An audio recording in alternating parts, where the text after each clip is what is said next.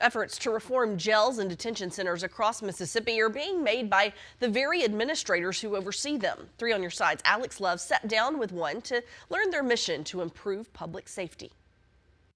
Across Mississippi, jail administrators are unifying into one voice to improve how they believe their facilities should operate, which they also believe can make our streets safer. It's called the Mississippi Jail Administrators Association. It was founded by Charles Cunningham, who oversees the Copiah County Jail.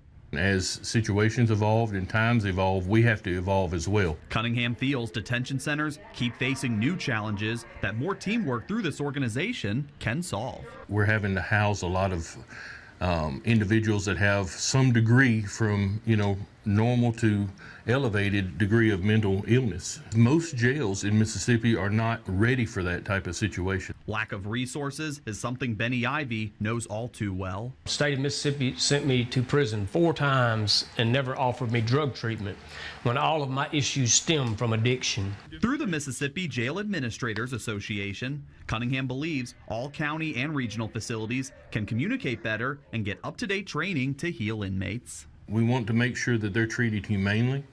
We want to make sure that they're treated properly, and we do that by training and administration of the jails. In return, solid training methods statewide can attract more staff. You'll maintain retention of officers. They'll be more eager, knowledgeable in their careers. We want this to not be a job. We want this to be a career for life. After getting out, Benny Ivy launched Strong Arms of Mississippi to counsel inmates to turn their lives around once they're released.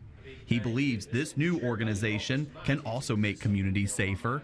When it comes to the stability of neighborhoods and safety of neighborhoods, I would say that those correctional officers and those correctional leaders probably have an even more hand in what these men and women coming home can contribute to society.